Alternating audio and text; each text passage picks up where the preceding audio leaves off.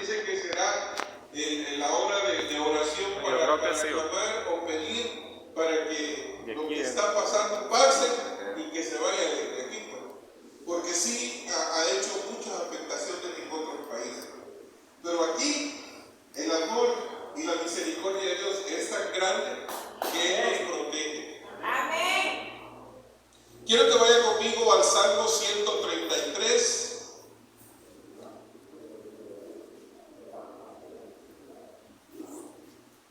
Salmo 133.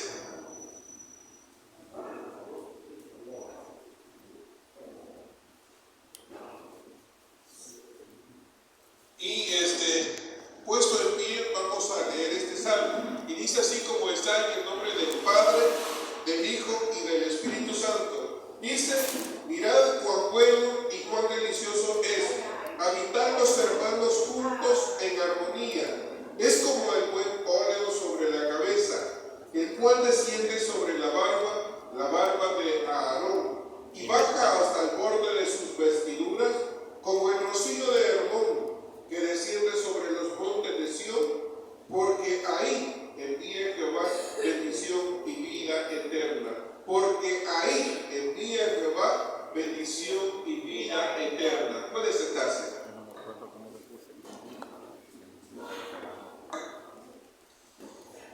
Y fíjense que este salmo, dice el Salmo 133, mirad cuán bueno y cuán delicioso es habitar los hermanos juntos y en armonía. Pero David usa dos comparaciones para la bendición de Dios. Porque la falta de armonía, dice que cuando hay falta de armonía, no hay bendición de Dios. Fíjese bien que no hay bendición de Dios. En primer lugar, este salmo habla de la unión, de la unción con aceite. Es decir, dice: mirad cuán bueno y cuán delicioso es habitar los hermanos juntos y en armonía. Es decir, que si no hay armonía, no hay bendición. Hay requisitos para poder obtener bendición. La Biblia tiene más de 30 y fracción de bendiciones, de promesas para cada uno de nosotros. Pero ¿cómo las vamos a alcanzar? Bueno, en este salmo hallamos un ejemplo de cómo obtener la bendición de Dios. Porque usted y yo este día estamos aquí para llevarnos parte de lo que Dios tiene preparado para nosotros. Amén. No estamos por casualidad, no estamos por venir a perder el tiempo, estamos porque venimos a glorificar a Dios, y dice que Dios tiene algo preparado para nosotros. Amén. Yo no sé qué usted está pidiendo, yo no sé qué usted necesita, pero esta mañana lo que sí sé es que Dios se lo va a dar. Amén. Gloria a Dios. En primer lugar, bueno, veíamos ahí que si no, para obtener la bendición de Dios, debemos de estar en armonía. Si no hay armonía, no hay bendición. Ahora bien, pero en primer lugar, este salmo habla de la unción con aceite de oliva. Era un aceite con las especias más finas y aromáticas. De esto se habla en Éxodo capítulo 30, versículos 23 al 33. Ahí describe las especies aromáticas y finas que se utilizaban.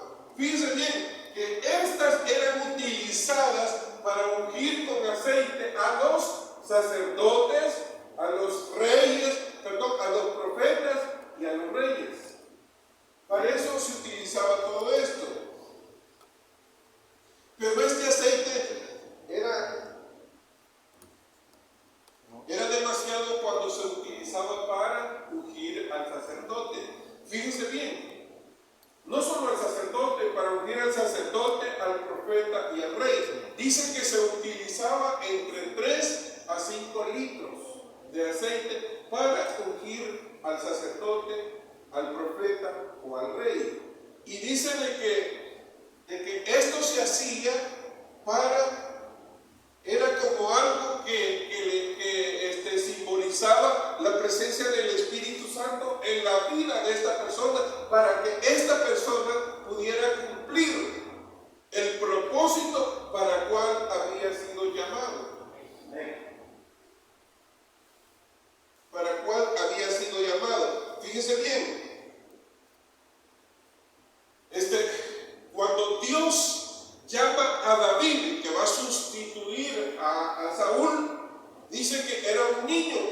ahí cuidando las ovejas.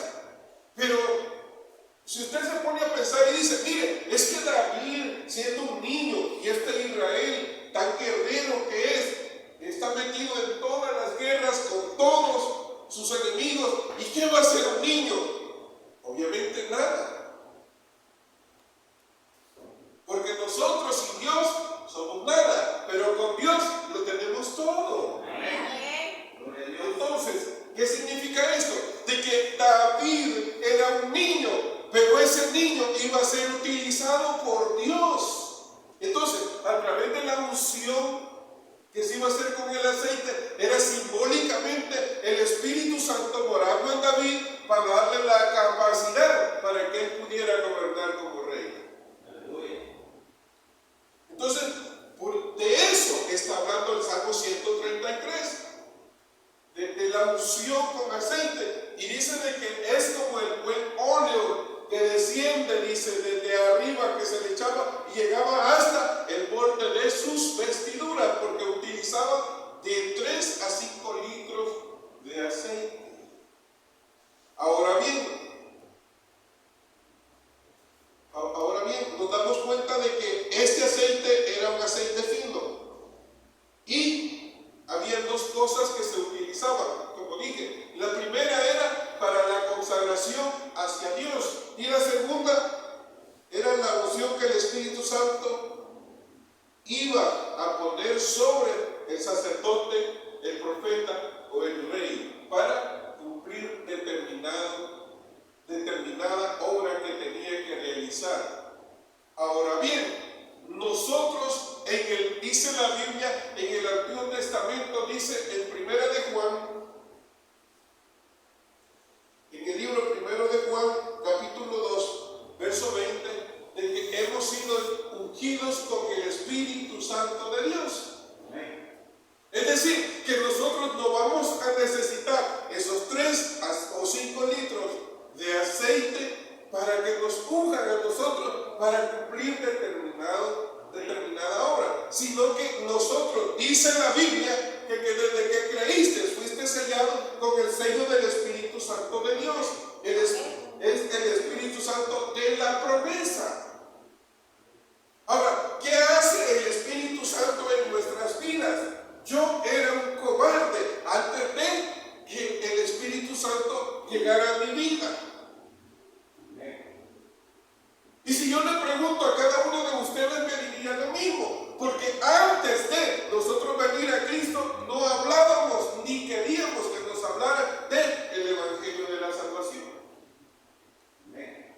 Pero ahora que nos hemos enamorado tanto que estamos hablando, llegamos del vecino, le hablamos a nuestra familia, donde estemos nosotros llevamos el Evangelio de las buenas nuevas de Dios. ¿Por qué?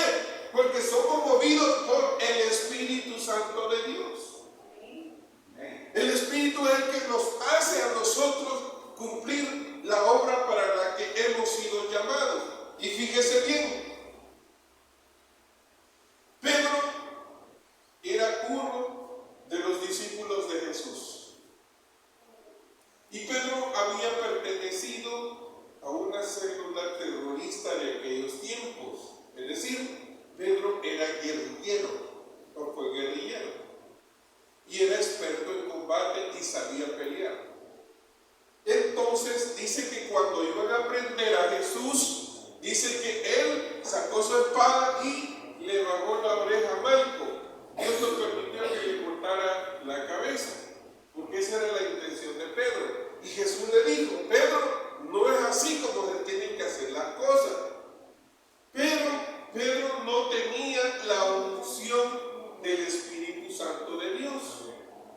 Usted ve a aquel Pedro agresivo, lo ve impulsivo y que prometiendo, negándole a Jesús, haciendo muchas cosas. Pero cuando en Hechos capítulo 2 dice que el día del Pentecostés, dice que hablasen en otras lenguas, y el Espíritu Santo vino sobre ellos y fueron llenos del Espíritu Santo de la promesa. Cuando ellos fueron llenos del Espíritu Santo, dice la Biblia que Pedro empezó a predicar. ¿Y cuándo se convirtió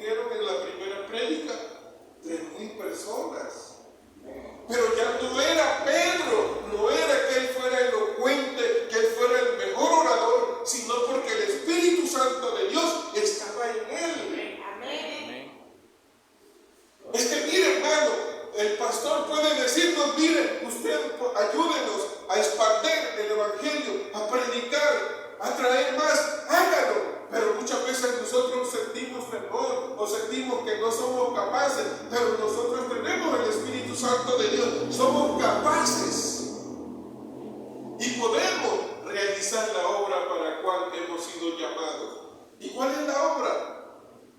En San Marcos, Mateo 19, 28, perdón, 28, 19 en adelante, ¿qué dice? Id y predicad el Evangelio. Dice, por tanto, id y predicad el Evangelio. O sea, anuncien. En Marcos también dice, predicar el Evangelio a toda criatura, para que aquel que en él creyere sea salvo. Pero eso lo vamos a hacer nosotros a través del poder del Espíritu Santo. Por eso dice, en Hechos 1:8 dice, y recibiréis poder cuando haya venido sobre vosotros el Espíritu Santo de la promesa, y me seréis testigos, dice, en Judea, en Samaria y en todas las partes de la tierra. ¿Usted cree que hay mucha gente que a través del anuncio que salió de este ciclón, de este huracán, que han diagnosticado o que está por entrar a nuestro país, que no va a entrar? ¿Usted cree que está preocupada? Está ahí que no haya que hacer. Pero nosotros, mire, estamos aquí felices, glorificando a Dios, porque sabemos que nosotros dependemos de Él. Y si dependemos de Dios, las cosas no van a pasar en nuestra vida. Amén. ¿Y saben por qué no van a pasar en nuestra vida? Porque cuando Dios decidió castigar a Faraón con los primogénitos, que dijo, pongan en los dinteles la sangre del cordero y el ángel de la muerte pasará del arco, a ustedes no les tocará nada. Ahora tenemos una señal que es el sello del Espíritu Santo en nuestras vidas, y tenemos eso, teniendo esa señal, todas esas cosas no nos van a hacer daño. ¿Por qué? Porque estamos protegidos por nuestro Padre, que es nuestro Dios.